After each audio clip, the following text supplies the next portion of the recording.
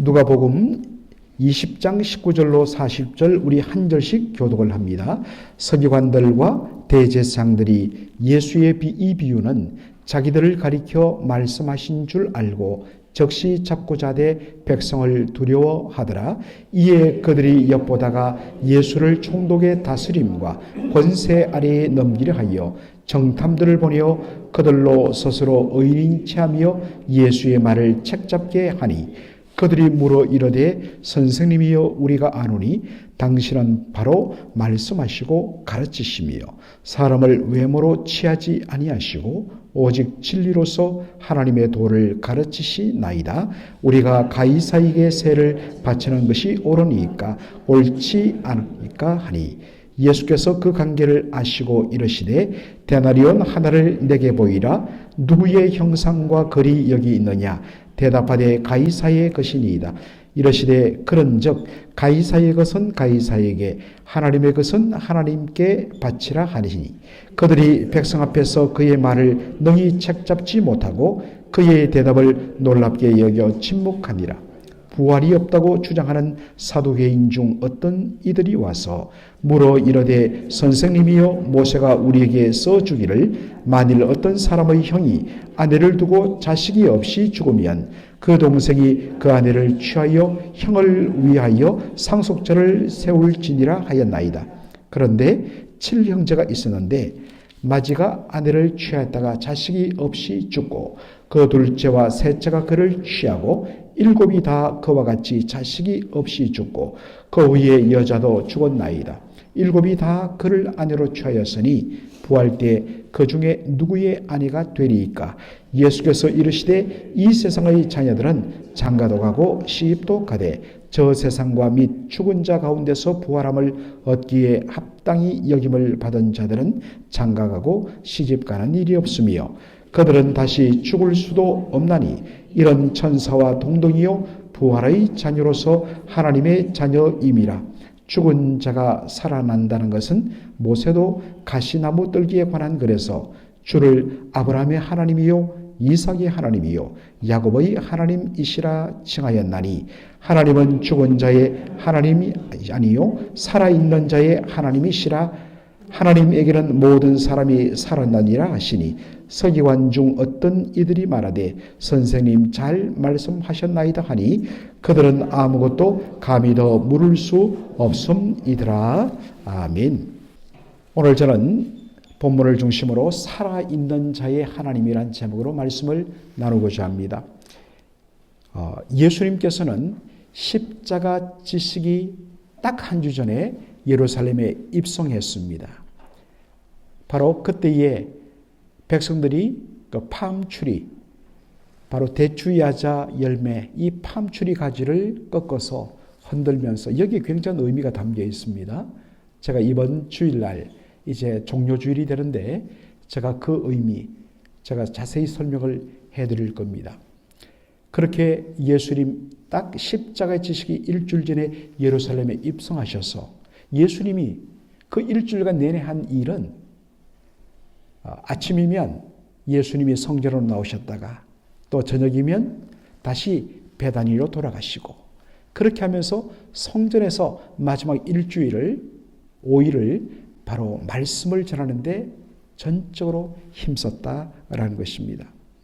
그래서 누가복음 20장 1절 보면 성전에서 백성을 가르치시며 복음을 전하셨다라고 그렇게 기록을 하고 있습니다.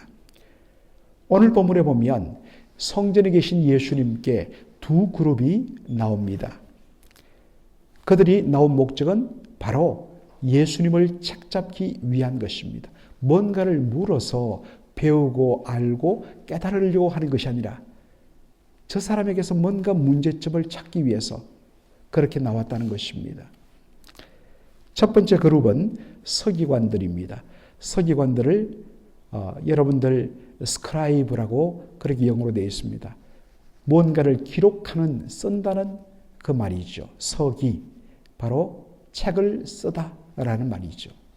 이 사람들은 구약 성경을 바로 양피지에 필사하는 데 일생을 바쳤던 그것이 그들의 직업이었던 사람들이었습니다.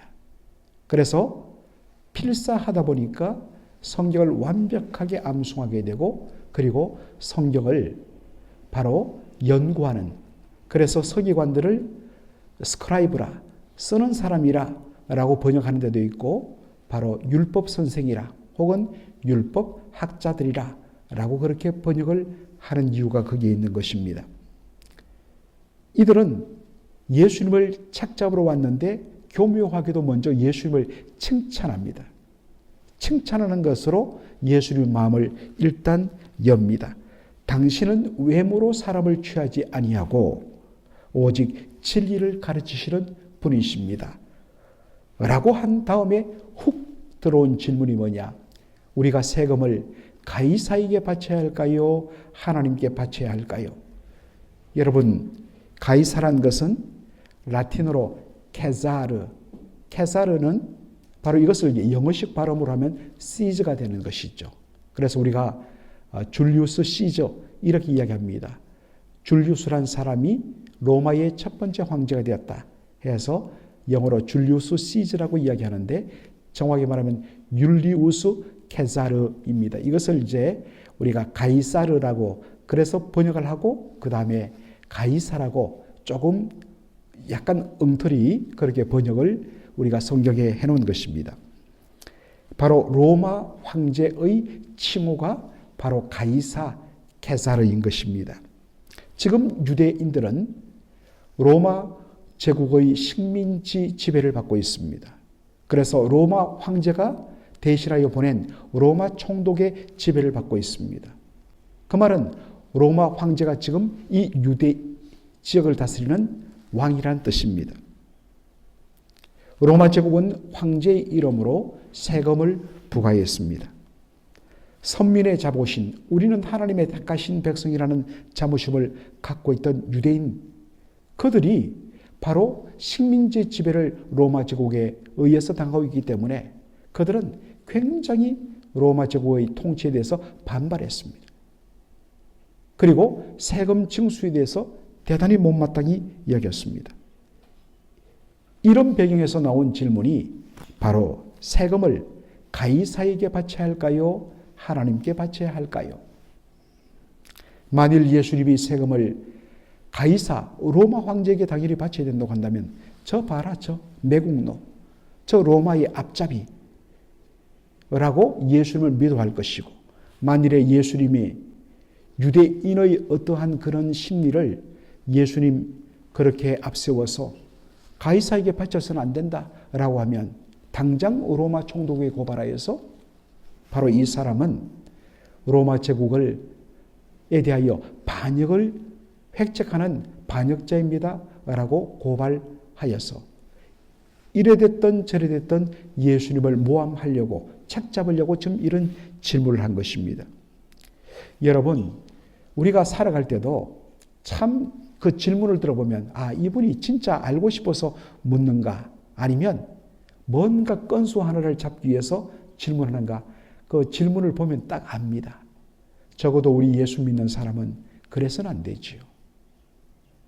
항상 여러분들 한번 우리가 어떤 모임이라든지 우리가 어떤 회의석상이라든지 개인 간의 대화에서도 철두철미하게 여러분들 그런 부분들은 바로 자제하시는 것, 이것이 바로 그리스도인의 모습입니다. 그런데 예수님 피하지 않았습니다. 굉장히 난처한 질문인데 갑자기 예수님 데나리온 하나를 가지고 와라. 데나리온은 당시에 쓰이던 로마의 바로 화폐, 바로 로마의 은으로 만든 바로 화폐였습니다. 그러니까 로마 식민 지배를 받기 때문에 데나리온이 통용되었습니다. 데나리온은 노동자 하루의 품삯 가치를 갖고 있는 제법 큰 돈이었습니다. 그런데 이 데나리온은 로마 제국에서 발행한 화폐이기 때문에 그 데나리온에는 로마 제국, 당시 로마 제국의 황제의 바로 형상, 얼굴이 그렇게 주조되어 있고, 그리고 그 주변으로는 로마 황제, 바로 신의 아들, 바로 로마 황제 누구누구, 가이사 누구누구라는 그러한 문구가 써져 있습니다. 예수님이 사람들에게 데나리온을 가져오라고 보라고 하면서 거기에 누구의 형상과 누구의 바로 글씨가 써 있는가? 그랬더니 당연히 로마 황제 가이사의 얼굴과 형상과 가이사의 이름과 글이 써져 있습니다. 라고 말하는 것입니다. 예수님께서 그 다음에 하신 말씀이 가이사의 것은 가이사에게, 하나님의 것은 하나님에게 라고 아주 애매모호한 그러나 정확한 말씀을 하십니다. 여러분, 가이사의 것은 가이사에게, 하나님의 것은 하나님에게. 그 어떤 목사님은 이것을 가지고 가이사의 것, 이것은 가이사에게 세금을 말한다. 세금 잘 바쳐라. 맞는 말이죠. 하나님의 것은 하나님에게, 하나님께 드릴 헌금은 바로 바쳐라. 아주 이렇게 절묘하게 해석하는 분도 있습니다.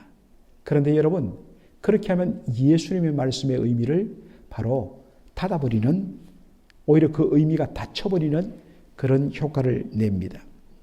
주목할 말은 데나리온에 바로 나온 형상입니다. 형상이라는 것, 이것은 가이사의 형상을 말합니다. 이것은 바로 내가 로마 제국의 황제요, 로마는 나의 것이라는 의미가 동전 속에 들어있는 것입니다. 그런 의미에서 바로 로마 제국을 다스리고 있는 왕인 로마 황제 가이사에게 세금을 바치는 것은 그 로마 제국의 지배를 받고 있는 모든 백성은 마땅히 해야 할 의무라는 것입니다. 그런데 우리가 주목할 말은 형상이란 단어입니다. 여러분, 우리 모든 사람은 누구의 형상으로 지음받았습니까? 하나님의 형상으로 지음받았습니다. 그 하나님의 형상으로 지음받은 사람 중에 한 사람이 누구입니까? 로마 황제입니다. 로마 황제란 당시에 살아있는 신으로 그렇게 숭배되던 자였습니다. 그런데 분명히 말합니다. 로마 황제 가이사도 하나님의 형상으로 지음받은 존재이다. 그렇다면 로마 황제도 하나님의 통치 아래 놓여 있다라는 것입니다. 그런 의미에서 이 땅의 모든 것은 다 하나님의 것이요 하나님께 속해 있다라는 말이 바로 가이사의 것은 가이사에게, 하나님의 것은 하나님에게라는 말입니다. 믿는 자는 세상의 질서 유지를 위하여 하나님께서 바로 권세를 부여한 위에 세상의 권세자들의 권위를 존중하며, 그리고 그 정부가 어떤 면에서는 하나님이 세우신 이 세상의 질서를 안정적으로 유지할 수 있도록 필요한 것이 바로 운영자금입니다. 그것을 위하여 세금이 필요하다는 것입니다. 그래서 로마서 13장에 보면 바울은 바로 우리 그리스도인들이 세금에 대하여 충실하게 바로 납부해야 하는 것이 마땅하다고 가르칩니다. 그러나 이 세상의 권세자와 세상 정부가 그 권력을 부여한 것이 바로 모든 권력은 위로부터 임한다고 했기 때문에 그 모든 권력을 주신 하나님, 그분의 목적이 바로 선을 장려하고 악을 철두철미하게 징계하여서 이 땅을 질서 있게 하도록 하기 위하여 그 권위를 주셨음을 알고 바로 위에 계신 하나님께 온전히 순종해야 한다는 것, 이것이 가이사의 것은 가이사에게, 하나님의 것은 하나님에게 드리라라는 말 의미입니다. 그래서 제가 조금 전에도 기도하면서 우리 조국과 미국을 위하여 기도한 이유가 거기 있습니다. 하나님께서 맡기신 그 권위에 대하여 백성들은 순종하고 시민들은 그 존중의 의미로 세금을 아주 성실하게 납부해야 합니다. 그러나 권력을 가진 자들은 그것이 자기 독단으로 가서는 안 되죠. 그 권력을 맡기신 바로 하나님, 진정한 주권자, 만유의 주제가 되시는 바로 우리 주님 앞에 두렵고 떨림으로 그 권력을 바로 사용해야 된다라는 것입니다. 두 번째 질문은 사두개인들입니다. 여러분 여기에 사두개인, 영어로는 세저시라고 이야기하는데 이 사두개인이란 말은 사독이라는 말에서 나왔습니다. 여러분 사독 혹시 기억하십니까? 다윗 왕 때의 대제사장의 이름이 사독이었습니다. 그렇기 때문에 바로 사독은 제사장 그룹의 하나의 상징적인 인물 대명사가 된 것이죠. 그래서 예수님 당시에 제사장 그룹을 가리키는 말이 뭐냐? 사두개인, 사독을 따르는 자들, 사독의 후예들이란 의미로 사두개인이란 이름이 나온 것입니다. 자, 그런데 놀랍게도 우리가 보통 제사장 하면 하나님 앞에 예배를 인도하는, 오늘로 말하면 목회자 아니겠습니까? 그리고 이 제사장의 또 하나의 의무는 율법을 가르치는 것도 있습니다. 그러니까 목회자의 어떤 직무와 유사합니다.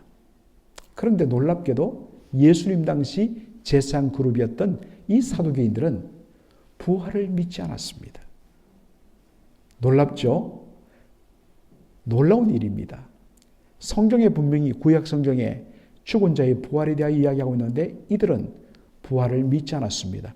요즘으로 말하면 그 자유주의 신학을 하는, 그래서 교회에 십자가는 걸려 있지만 예수님의 하나님 아들 되심과 바로 대속의 죽음, 예수님의 유일한 구원자 되심을 믿지 않는, 그래서 그저 윤리 도덕의 선생으로서 예수를 말하는 그러한 아주 리버럴한 목사님들과 똑같은 것입니다. 이 사두개인들이 부활을 믿지 않기 때문에 예수님께 와서 부활에 대하여 시비를 겁니다. 아주 이들은 성경을 가지고 이야기해요. 신명기 25장에 보면 형사 취수제라는 것이 있습니다. 형이 죽었을 때는 형수를 아내로 취하고 맞이해 드리는 제도, 그러니까 취수혼, 그렇게 말하죠. 형수를 취하는 결혼. 이게 무슨 말이냐? 좀 우리 보기에는 망측하게 들릴 수도 있지만 바로 여기에 놀라운 배려가 있죠. 형이 결혼하고 죽었는데 아이가 없이 죽으면 형의 이름으로 대를 이어가지 못하면 형의 존재는 완전히 이 땅에서 사라지고 만다는 생각을 가지게 된 것입니다. 그래서 형이 죽으면, 아이 없이 죽으면 그 형수를 그 다음 시동생이 아내로 맞이해서 둘 사이에서 첫 번째로 아이를 낳으면 형의 아들로 그렇게 세웁니다. 그래서 이 유대인들의 그저 족보 보면 누구누구의 아들, 누구누구의 손자, 누구누구의 정손, 이렇게 이름이 계속 이어지는 것입니다. 만일에 대가 딱 끊어지면 그 앞에 있는 모든 존재들은 그 다음에는 다 사라지고 만다는 것입니다. 그래서 반드시 대를 이어가도록 하는 조치였습니다. 물론 당시에 이 과부, 홀로 된 미망인들은 살아갈 어떠한 경제적인 형편이 못 되었습니다. 그래서 이 제도는 바로 홀로 남은 미망인들을 경제적으로 살아갈 수 있도록 바로 어떤 면에서는 보호하는 일종의 보호 장치도 겸했습니다. 그런데 이 하나님께서 특별한 배려로 만든 이 제도를 악용해서 바로 자신들의 정당함을 추적하는 일에 쓴 것입니다. 예를 들어 한 집안에 7 형제가 있었는데 맏째가 결혼해서 죽었는데 아이가 없었다. 그래서 이 모세의 글에 근거하여서 둘째가 형수를 취했는데 그들도 또 아이가 없이 죽었다. 이렇게 해서 그 다음에 셋째, 그 다음에 넷째, 7째까지. 아니 이런 우연이 어디 있습니까? 이건 좀 심하죠. 그런데 이렇게 비유를 든 겁니다. 예를 들어 7 형제 마지막까지 다 형수를 취했는데 아이가 없이 모두 죽게 되었다. 그러면 부활이 있다면, 그러면 이 여인은 7명의 형제들과 다 결혼했는데 도대체 그럼 누구의 아내가 되겠습니까? 왜 이야기하겠습니까? 부활 없다. 이것을 바로 강조하기 위해서 지금 이 극단적인 이야기를 가지고 온 것입니다. 그런데 예수님 뭐라고 이야기합니까? 너희들은 성경을 잘 모르고 말한다. 분명히 부활이 있고 죽은 자의 부활 때는 시집가고 장가가는 일이 없다라고 이야기합니다. 진짜 우리 어떤 권사님 보면 남편을 그리워하면서 천국 가면 우리 남편과 만나서 그동안 우리 못 나눴던 사랑 나누면서 행복하게 살아야지. 어떤 분은 다시 만날 걸 생각하니까 아찔하다 하는 분도 계십니다. 저한테 실제로 이야기하더라고요. 목사님 요즘 너무 행복해요. 티네이지 마이소. 제가 또 그렇게 워워하고. 자, 그런데 성경적으로 말하면 어떤 분에게는 섭섭하고 어떤 분에게는 곤주수일 수 있는데 더 이상 시집가고 장가가는 일이 없다. 왜요? 모두가 하나님의 자녀가 되기 때문인 것입니다. 결혼의 목적은 창세기 1장에 나오는 대로 하나님께서 남자와 여자를 하나님의 형상으로 만들고 부부로 만드실 때 바로 땅에 번성하라, 땅에 충만하라, 바로 결혼을 통하여 바로 수많은 하나님의 형상으로 지음받은 우리 사람들이 온 세상에 가득하여 하나님의 영광을 드러내며 하나님의 아름다움을 드러내기 위하여 바로 하나님께서 결혼 제도를 만들어 주신 것입니다. 그런데 부활의 때에는 더 이상 하나님의 영광이 온 땅에 온 세상에 그렇게 드러날 필요가 없는 것이 그 자체로 새하늘과 새 땅으로 하나님의 의와 하나님의 사랑이 충만하게 완성된 바로 그때가 우리 예수님 재림할 때 새하늘과 새 땅이 이루어지는 때이기 때문입니다.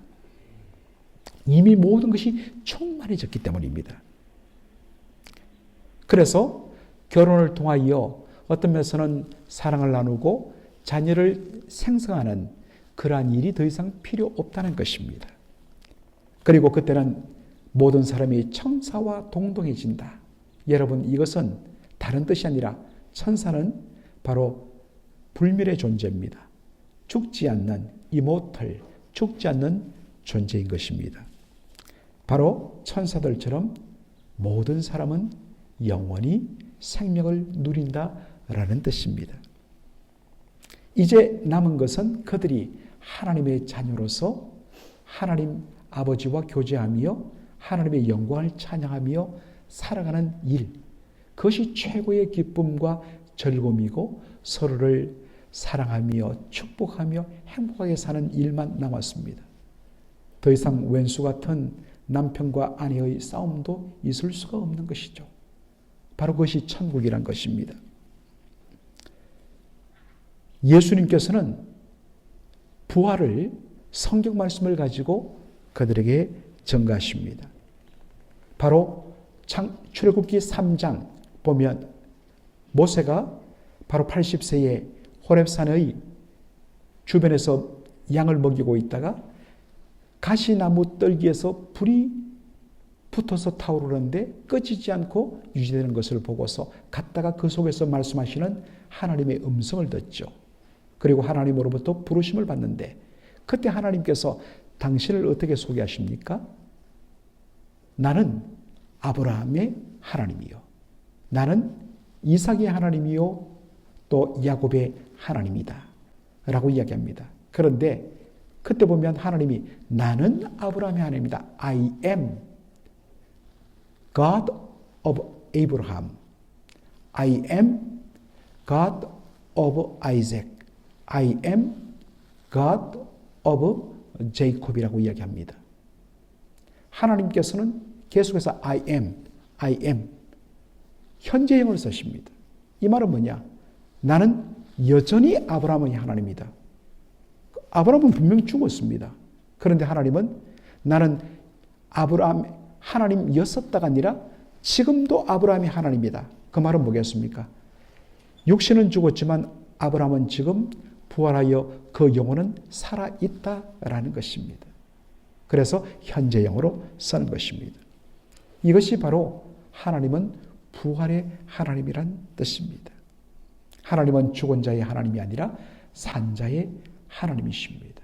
그리고 우리 주 예수 그리스도 다시 오시는 그날 우리의 모든 죽었던 썩어졌던 땅에 묻혔던 그리고 어떤 의미에서는 화장을 하건 아니면 이미 썩어서 흙 속에 완전히 다 사라졌던 그러한 존재일지라도 우리 주 예수 그리스도 오시는 그날 바로 이 썩어졌던 것이 썩지 않을 것으로 바로 변화되고 죽었던 것이 영원히 죽지 않는 부활의 몸으로 다시 일어나게 될 것 말씀하고 있습니다. 이것이 바로 우리의 부활의 소망인 것입니다.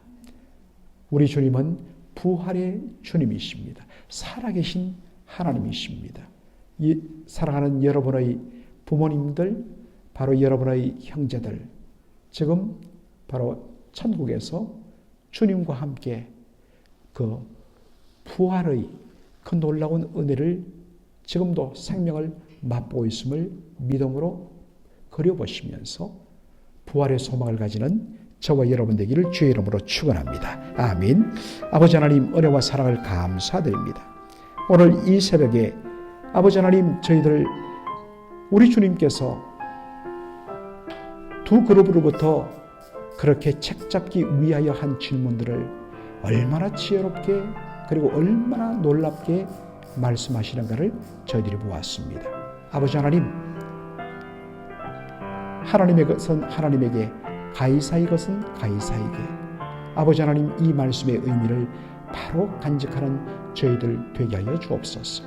예수 믿는 자로서 세상의 권세자들과 정부에 대하여 하나님께서 그 권세를 위임했음을 알고 그 권위에 순종하며 그 순종하는 한 의미로서 충실한 납세를 하며 그리고 이 나라 그리고 위정자들을 위하여 기도하는 사명을 가지는 하나님의 백성 되게 하여 주옵소서. 부활의 소망을 가지고 이 땅을 믿음으로 살아가는 저희들 되게 하여 주옵소서. 예수님의 이름으로 기도합나이다. 아멘.